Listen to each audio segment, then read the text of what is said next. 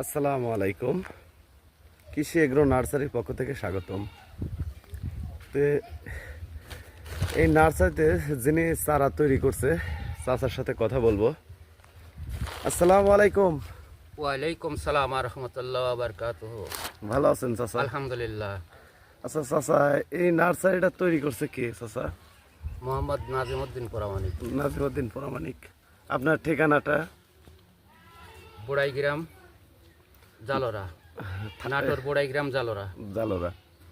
তে কাকা, আপনার এই চারা তৈরি করার অভিজ্ঞতা কতদিন, কত বছর হলো? অভিজ্ঞত আমি 88 থেকে শুরু করছি, নিজে আবাদ করি। নিজে আবাদ করেন? হ্যাঁ। মূলত একজন চাষি। হ্যাঁ।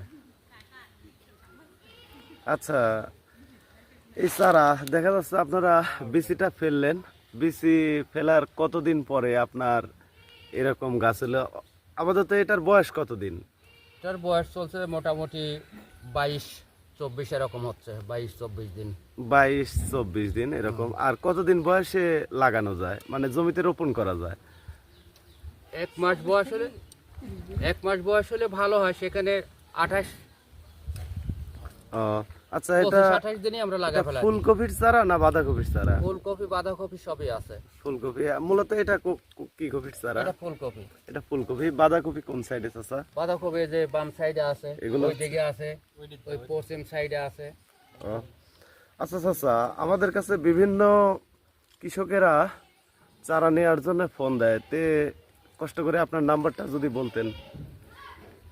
017 017 96 96 59 59 63 63 54। 54।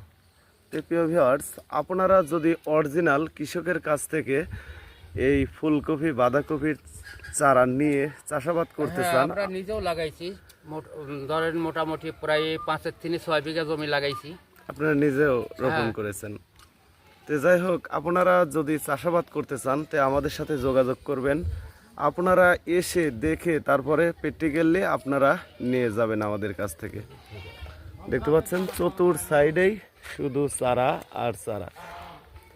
তো প্রিয় ভিউয়ার্স, আপনাদের কাছে অনুরোধ, আপনারা যারা আমার চ্যানেলে বা ফেসবুক আইডিতে নতুন, তারা অবশ্যই একটি লাইক করবেন, শেয়ার করে সকল কৃষকের কাছে পৌঁছে দেবেন। এটা আমার বিনীত অনুরোধ। আসসালামু আলাইকুম।